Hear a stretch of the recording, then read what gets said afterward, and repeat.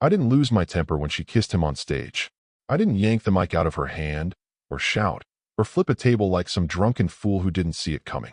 No, I stood there, center aisle, tuxedo pressed, tie straight, watching the woman I spent 14 years building professionally and personally hand the award with my name on it to the boy she was sleeping with. Fresh vision, she said, like I was some obsolete piece of software. The applause was awkward, scattered. Most in the room weren't sure what just happened. A few guests looked toward me, as if waiting for the punchline, or maybe a protest. But I didn't give them the satisfaction. I just walked out, calmly, while her phone buzzed in her purse. She didn't even glance at it. Funny how quiet a betrayal is when it finally happens out loud. No thunder, no spotlight. Just the weight of 1,000 small slides suddenly clicking into place. The emails she'd accidentally leave open. The way she'd say we in meetings, but I to the press. The junior execs she started bringing to dinners. And Oliver, always Oliver, lurking at the edges of events, asking naive questions like, "Dean, do you ever worry you're too old school?" I should have slapped him with a spreadsheet. Instead, I stayed silent. I'd gotten used to playing the part she cast for me. The wise elder, the fallback, the advisor. Not the man who actually wrote the policies she quoted in interviews. Not the one who covered her screw-ups in budget meetings. I became the scaffolding so she could pose like architecture. But that night, as I walked out of the gala, something else clicked. Not rage. Not sadness. Clarity. I reached into my coat pocket and felt the small brass key I always kept there. It wasn't to the house. It wasn't to my office. It was to a drawer in a bank 2 blocks away. A drawer labeled C12. If you've made it this far, and stories like this strike a nerve, do me a favor. Over 90% of you listen but don't subscribe. But if you hit that subscribe button, it tells the team that their work means something. That quiet stories like this matter. It keeps us going. Anyway, back to Clara. She didn't check her phone that night. She was too busy posing for photos with Oliver, his hand on the small of her back, her champagne flute raised like a torch. But the person calling her wasn't a gossip columnist or jealous intern. It was Susan, Clara's mentor. A woman who once told me, Clara could rule a boardroom or burn it down. Depends who hands her the matches. And Susan had just watched her burn everything. The second I stepped into the street, my own phone buzzed. A private number. I answered. "Dean." Susan's voice was calm, but there was an edge to it. "Where are you?" "Out," I said. I tried calling her. "She's not answering." "She's busy," I said. "Probably celebrating." There was a long pause. Then, did she know? I exhaled, looking up at the city skyline, the lights from the gala flickering behind me like some twisted stage show. "No," I said finally. "She thinks tonight was her idea." Another pause. Then, "They'll want to talk. The board." "I know," I said. I didn't wait for a response. I ended the call and kept walking. Past the valet who looked unsure whether to approach me. Past the fountain she insisted the venue include for aesthetic value. Past all the guests still inside pretending they hadn't just witnessed a career kamikaze. It wasn't the betrayal that hit me hardest. It was the laughter. The way the room laughed when she kissed him, like it was clever. Like I was the joke. As if all the nights I stayed late to rewrite her presentations, all the times I took heat from auditors while she ran for cover, meant nothing. But I planned for this. Not this exact scene, but something like it. You don't spend your life building empires for someone else without also learning where the cracks are. And Clara? She built hers on credit. And I just called in the debt. Clara told her assistant that morning, with a laugh, "Dean's probably licking his wounds somewhere dramatic.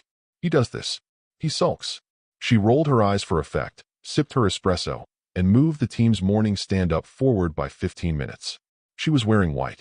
Always white, after a win. But Dean wasn't sulking. He wasn't answering her calls either, not out of spite, but because he knew exactly what kind of cleanup usually followed Clara's little power statements. And this time, the mess wasn't his to manage. He was 2 hours north, alone, at a retreat he used to recommend to overstressed colleagues. The kind of place where the trees seemed to listen and the cell service politely declined. No assistants. No notifications. Just him, a fireplace, and a steel briefcase he hadn't opened since last summer. He placed the case on the table, clicked open both latches, and paused a moment before lifting the lid. Inside, there wasn't much. A fountain pen, a worn notebook, a USB drive labeled RCM DocSauth, and one envelope, cream-colored, embossed, contingency plan, C12. He slid it out. Thick paper. Heavy. Inside, 12 individually addressed letters, already stamped, each marked with a board member's name. Real names. Not assistants or deputies, principals. Susan was one of them, of course. So was Linford Gallo, whose smile could bankrupt startups. And Danny Rowe, the kind of CEO who never returned calls unless they came with a spreadsheet or subpoena. 12 people who, together, could dismantle Clara's entire web, if they had reason. Dean had spent the past year giving them one. It wasn't vindictive. It was surgical. Each letter contained a curated dossier. Not gossip. Not assumptions. Hard evidence. 3 forged signatures. 2 side contracts that siphoned bonus funds to Clara's discretionary budget.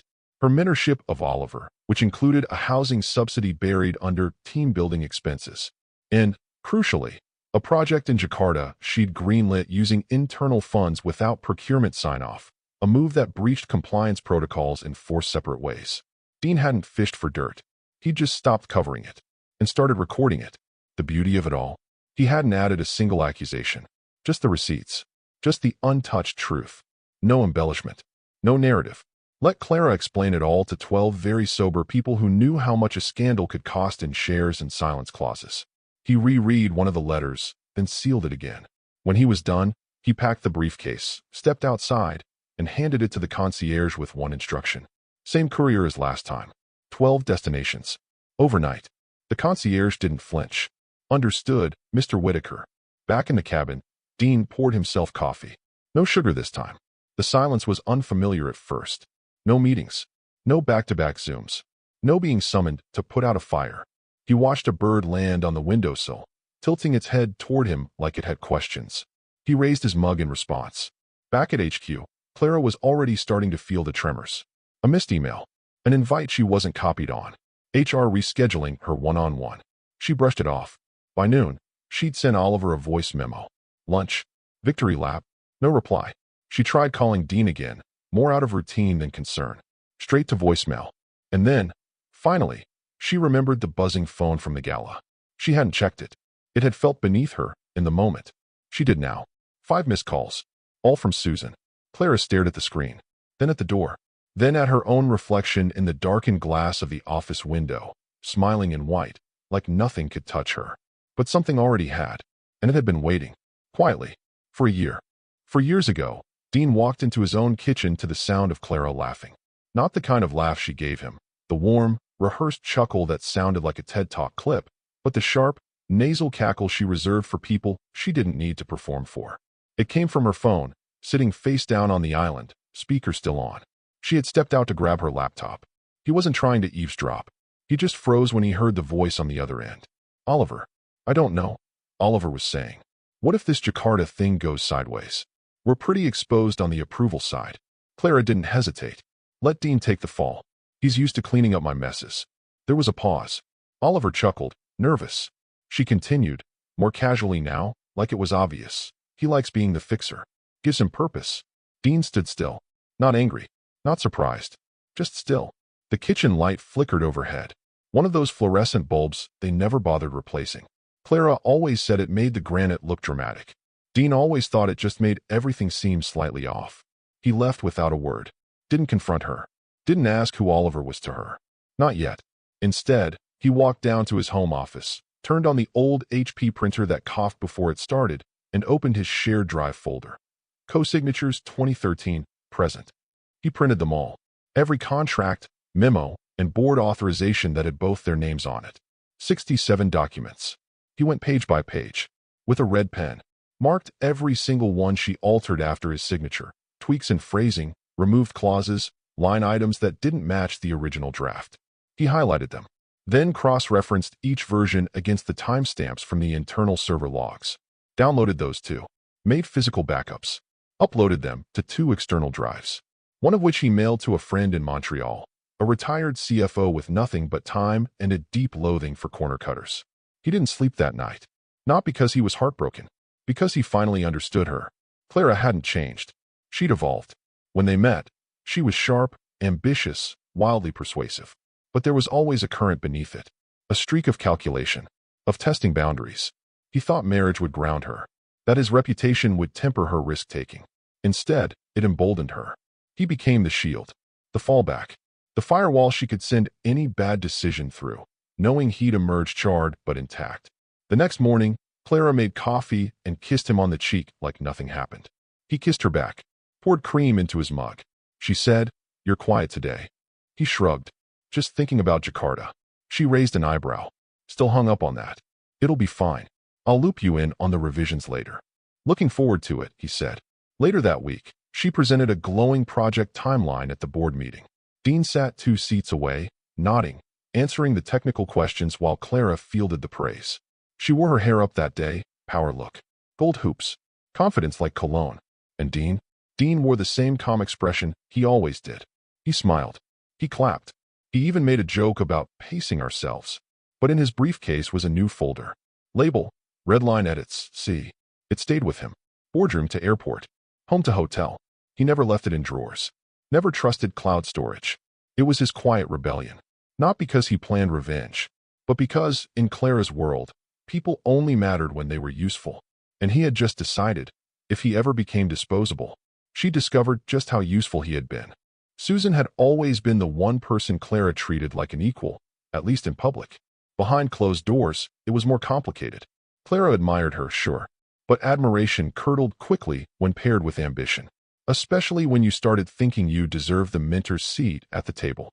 Susan Carvale wasn't just a board member. She was the board, one of the founding partners. Built the firm out of a garage during the dot-com burst while others were still pitching ideas on napkins. Her name carried weight. And when she tapped Clara for mentorship all those years ago, it wasn't out of charity. It was calculation. Clara was brilliant, yes, but also dangerous. Susan believed in keeping fire close, where she could see it. For a while, it worked. Clara rose fast, but carefully. Never too loud. Never too bold. Just enough to be undeniable. Susan taught her the art of influence without spectacle, of slipping power into the room without announcing it. Then Oliver appeared. Susan noticed the change immediately. First, Clara stopped running things by her. Then came the invites to speaking panels where Susan's name was conspicuously absent. 1 month Clara was thanking her publicly for decades of mentorship, and the next she was rewriting firm history to make herself sound like a lone prodigy. The final straw came during a quarterly offsite. Clara showed up with Oliver in tow, introducing him not as our new analyst, but as the next wave. He wore a designer suit, and that smugness common among people who haven't yet made real mistakes. Clara laughed too loudly at his jokes, touched his shoulder when she didn't need to. Later that night, Susan pulled her aside. "You want to sleep with him? Fine. Keep it quiet. You want to mentor him? Fine. Do it properly. But don't drag him through the front door like he's your co-founder. The board watches everything. Don't turn this into a spectacle." Clara smiled, glass in hand. "Susan, this isn't 1999. No one cares who's dating who anymore." "You're wrong," Susan said, dead serious. "The market doesn't punish relationships. It punishes sloppy ones." Clara rolled her eyes. "You sound like my father." Susan didn't answer. She just turned and walked away, heels echoing sharply on the marble floor. The night of the gala, Susan watched the train wreck unfold from her table near the front. Her name was printed in gold foil on the seating card. Next to it, a tiny crystal box, a token of appreciation from the organizing committee. Inside was a pin in the shape of a laurel wreath. It was supposed to symbolize legacy. She watched as Clara took the stage, the award card in hand. Saw Dean rise slowly from his chair, believing, naively, faithfully, that she would say his name. And then she didn't. Susan didn't clap. She didn't laugh when Clara kissed Oliver on the cheek. She just picked up her phone and called her. Straight to voicemail. She tried again. Still nothing. Across the room, Dean walked out. No expression. No words. Just vanished. Susan got up and followed. But by the time she reached the lobby, he was gone. She stood in the cold for a minute, arms wrapped tight across her chest, then pulled up his number and dialed. He answered. "Susan," he said, without emotion. "I want to fix this. Before the board meets," she said. The words came fast, like they'd been waiting all evening to escape. Dean didn't say anything at first. She waited. He finally said one word. "Too late," and hung up. Not abruptly, not cruelly, just finally. Susan stared at the phone in her hand. For the first time in years, she felt what it was like to be behind the curve. Clara had scorched the ground faster than Susan had predicted. And now, even Susan couldn't put out the fire. The first thing Clara noticed was the silence. Not the quiet kind, the staged kind. The kind that happens when people see you coming and suddenly pretend to be busy. Her assistant, Tanya, didn't offer coffee. Didn't say good morning. Just nodded, then glanced away like she didn't want to be involved in something she'd already seen too much of. Clara walked into her office and saw Dean's desk. Clean. Empty. Too empty. No legal pads. No pens scattered in neat chaos. No sticky notes marked with his looping script. Even the framed photo of their first acquisition party, the one he kept out of sentimental guilt, was gone. In its place, one item. A matte black binder. Centered. Deliberate. Label printed in bold white block letters. Transition notes. She didn't touch it at first. She just stared.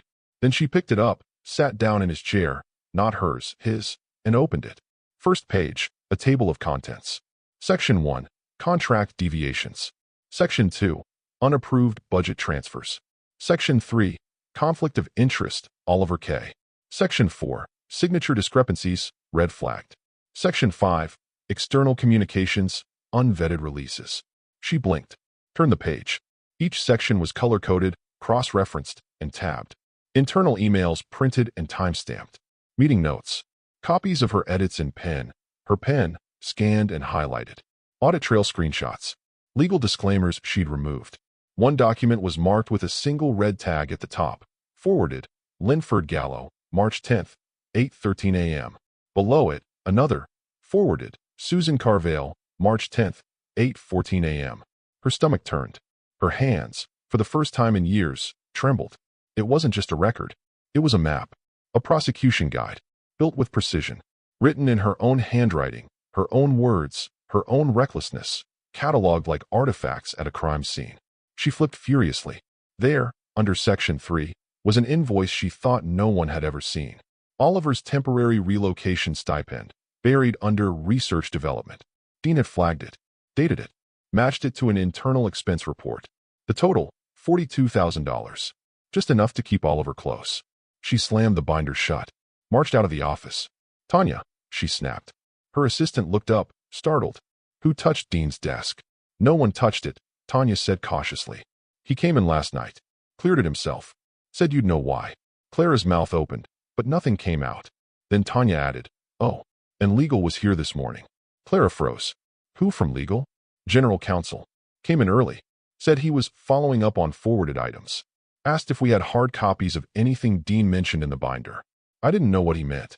Clara turned without responding. Shut her office door harder than she meant to.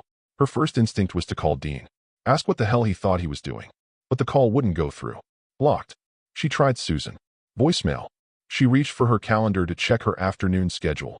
Needed to find someone, anyone, to anchor herself to. But a new email popped up. From HR department. Subject, meeting canceled, performance and compensation review. Body. This meeting has been postponed pending clarification of internal matters. We will reschedule once all documents have been reviewed. Thank you for your understanding. That's when it happened. Panic. Not in a scream. Not in some grand breakdown. Just a single breath, cut short. Her reflection in the glass of the office wall looked wrong. Pale. Angled. Slightly off-center. She straightened her blouse. Adjusted her collar. Blinked rapidly. Then tried to laugh. They're overreacting, she whispered to herself. But her voice sounded small in the room. Even the lights felt dimmer. And the binder, that damn binder, sat there on Dean's desk, quiet and still, like it had been waiting to be found. She stared at it, and for the first time, realized. This wasn't a misunderstanding. It was a reckoning, and it had already started. Clara didn't even wait for her driver. She grabbed her coat, shoved the binder into her bag like she could bury it by force, and stormed out of the building.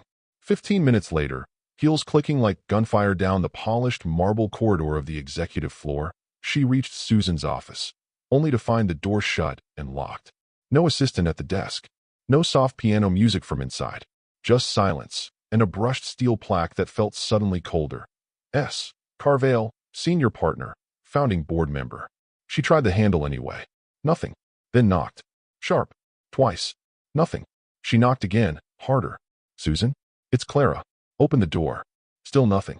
She took a breath, tried to calm the racing pulse behind her temples, and pulled out her phone. Texted. Hey. Urgent. Need to speak. Not a drill. Delivered. Not read. Then she tried email. Message bounced. Delivery failed. User no longer at this address. What? Confused, she opened her access badge folder, swiped her executive credentials against the glass-paneled elevator that led to the top floor. Red light. Access denied. She tried again. Slower. Still denied. The elevator didn't even blink. She pressed the call button for the operator. No answer. Finally, one of the junior staffers from compliance came by and tried not to look surprised when he saw her standing there. Need a hand? He asked politely. No, she snapped, then smiled too late. Just a glitch. She turned and walked away like it was all under control. In the hallway, her phone buzzed. Calendar notification. Special board session, 3 p.m., confidential. Location, executive conference room A. She scanned the invite. No Clara. She checked the sender. Anonymous. The system was defaulting to hidden organizers. Someone didn't want her to know who scheduled it. She marched back into her own office, opened a news tab out of habit, needed distraction, and there it was. Front page. MarketWire. Flag raised over PacificTel contract. Signature verification in question. She froze. That contract was one of the big ones. A cornerstone deal. 6 months ago, she needed it approved fast. Dean was out of town, unreachable. She'd improvised. Used his old e-signature template. Adjusted a few internal notes. He'd never mentioned it. Probably didn't know. Until now. She scrolled. The article quoted sources close to the board, expressing concern about compliance breakdowns. No names. But one sentence hit harder than the rest. If internal signatory fraud is confirmed, senior leadership may face immediate audit proceedings. She dropped the mouse. There was a knock on her door. It was Oliver. He slipped in, closing the door gently behind him. Hey. She exhaled. Thank God. I need to get ahead of this. They're overreacting. It's protocol. Susan's acting like this is. He raised a hand. You forged a board-level contract, Clara. I signed it for Dean. It was his project. He was in Vietnam for God's sake. Yeah, and now you're about to blame him for it. She narrowed her eyes. You don't get it. This is how it works. If I fall, the firm takes a hit. They won't let it get that far. Oliver was silent. She tilted her head. What? He stepped back a little. This was your idea, remember? The showmanship. The gala. Giving me the award. Oh, don't act like you resisted that. You loved it. You basked in it. He nodded. Sure. Until you kissed me in front of 3 board members and humiliated your husband. Ex-husband. Not on paper. She clenched her jaw. Don't turn on me now. Oliver gave a sad little laugh. Clara, I didn't turn. You did. You turned this from politics into theater. He started walking out. She called after him. Where are you going? He looked back. I'm leaving before the ship sinks. The door clicked shut. She stood in the center of her office, surrounded by glass and silence. Even the city outside felt muted, like the windows had thickened just to keep her screams in. For the first time in her career, hell, in her life, Clara felt it. Not just tension. Vacuum. No allies. No fallback. No rehearsed statement to explain this away.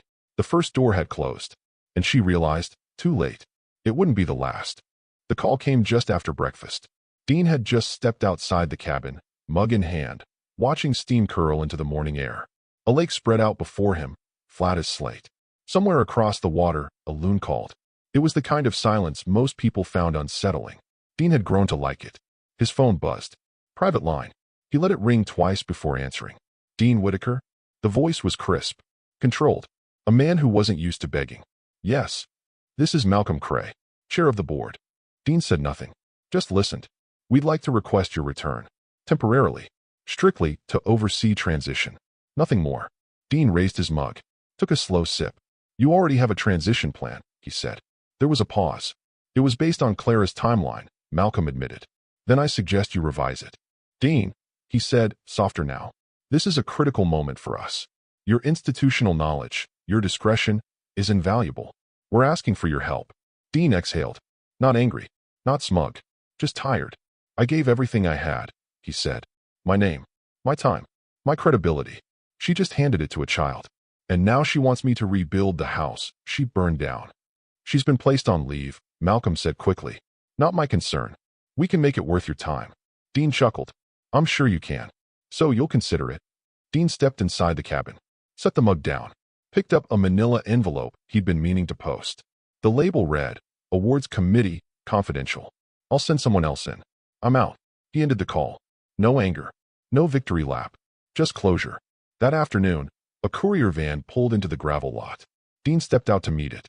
The man handed him a flat box, about the size of a chessboard. No return address.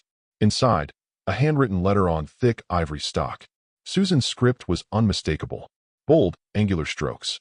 Decisive. Dean, thank you. For not shouting. For letting the silence speak louder. Some of us heard it. S. No preamble. No request. Just acknowledgement. He folded the letter once. Slid it into the fireplace without ceremony. Watched it curl black. Then picked up his phone. Not to call Clara. Not to call Malcolm. But the awards committee. He waded through the automated menu. Pressed 0. Finally, a woman answered. Executive nominations desk. This is Dean Whitaker, he said. I'm calling regarding the 2025 Visionary Award. I believe there's been an error. Sir, the recipient was misattributed. Another pause. Then, would you like to file a formal complaint? No, he said. I'm simply withdrawing my support. Retroactively. The nomination did not have my endorsement. I see. May I ask for a reason? He didn't hesitate. Conflict of interest. Misrepresentation. Improper attribution of collaborative work. Silence. Then, understood. We'll make a note. Thank you for your time. He hung up. Outside, the lake was still again. He didn't smile. Didn't gloat. But a small knot behind his ribs. The one that had been tightening for years. Ever since Clara's first sidestep, first half-truth, first public credit for a win she didn't fully earn, loosened. Back in the city, Clara was pacing. 3 different board members hadn't replied to her emails. Her assistant had been reassigned. Oliver wasn't answering. And now the award, the very thing she'd hijacked to crown her rise, was suddenly in limbo. No official statement yet. But the silence? It was growing. And Clara, for once, couldn't fill it. The press release dropped without warning. No banner. No press conference. Just a quiet update on the committee's official site, buried beneath a schedule change for next month's finance forum. Due to procedural inconsistencies, the 2025 Visionary Award is hereby revoked. No replacement recipient will be named at this time. That was it. Sterile. Unemotional. Like it was a calendar correction instead of a career guillotine. But insiders? They knew. The statement spread through industry Slack channels like wildfire. Subtle edits were made to LinkedIn posts. PR managers whispered into phones. Clara's speaking engagements were suddenly in review. A podcast appearance was rescheduled. A Forbes profile already in layout was shelved indefinitely. She saw the release as she was standing in front of the mirror in her office bathroom, halfway through fixing her makeup for a scheduled interview that would now never happen. The headline flashed as a push notification on her phone. She clicked it twice, thinking it had to be fake. Spam. Or a leak from one of Dean's bitter friends. But it wasn't. It was official. She stared at the mirror for a moment. The red of her lipstick suddenly looked like war paint. She stormed out of the bathroom and into her office. Tanya, she yelled. Her assistant stepped in, reluctantly. Yes. Why didn't anyone tell me this was happening? Tanya hesitated. There was a board-only call this morning. You weren't on it. And no one thought to. They said you were being updated separately, she replied carefully. By Susan. Clara grabbed her phone. Dialed. Voicemail. She didn't even leave a message. She dialed again. Then again. Nothing. She tried Dean. Blocked. Of course. That's when the board's private comms app started lighting up. Clara still had access. Barely. The feed was exploding. Screenshots of the retraction. Passive-aggressive emoji reactions. Someone had posted a gif of a trophy melting in a fire. Another tagged Oliver. Guess you'll have to give the award back. Oliver didn't respond. She noticed his name vanish from the participant list a few minutes later. Someone had removed him. She scrolled faster, fingers twitching. Her hands felt disconnected from her body. This isn't happening. Then, her phone rang. A number she didn't recognize, but the area code made her stomach drop. The one she'd ignored at the gala. She picked up. Hello. There was a pause. Then Susan's voice. Ragged. Like it had aged a decade since their last real conversation. The board just called, she said. Your nomination? It's gone. Clara couldn't breathe. What? She whispered. They're calling it procedural, but it's more than that. They're spooked. You humiliated him in front of 3 investor families. Clara, do you understand that? One of them was about to offer him a fellowship. Now they're furious. Clara stumbled backward into her chair. He didn't even do anything, she said quietly. He walked away. He didn't fight. He just left. Susan's voice cracked. Exactly. He let the silence speak. There was a long pause. Neither spoke. Then Clara asked, in a tone that almost sounded like pleading. Can you fix it? Susan exhaled, long and slow. I warned you. I told you to stop treating your career like theater. But you didn't listen. You supported me. Clara snapped. I protected you, Susan corrected. That's not the same thing. Another beat of silence. Then, colder, you're on your own now. Click. The call ended. Clara sat in her chair, phone still to her ear, long after the line had gone dead. Outside, the city moved on without her. Somewhere, a neon billboard flashed an ad for the awards gala replay. The image hadn't been updated yet. Clara was still on it, smiling, holding a microphone. But the award? It was already gone. It happened fast, but not loud. Clara had always assumed that if she ever fell, it would be in flames, in headlines, in lawsuits and denials. But that wasn't how it went. She didn't even get a scandal. She got edited. Her badge stopped working first. Not just the executive elevator this time. Everything. Front entrance. Parking. Internal portal. She called IT. They said it was probably just a permissions reset. The next morning, HR asked her to work remotely while some internal matters are reviewed. The email used careful words. No accusations. Just space. That kind of space you give someone when you've already emptied their desk but haven't told them yet. Oliver didn't return her messages. When she finally got him on the phone, he sounded strange. Careful. They reassigned me to Asia Pac, he said flatly. Effective immediately. Clara blinked. That's a demotion. He didn't argue. Just said, they said it's transitional. Did you push back? He hesitated. Clara, they found the invoice. The stipend. The one you buried. She felt her stomach sink. They're digging, he added. And I don't think they're going to stop. She tried calling Susan again. No answer. No one answered.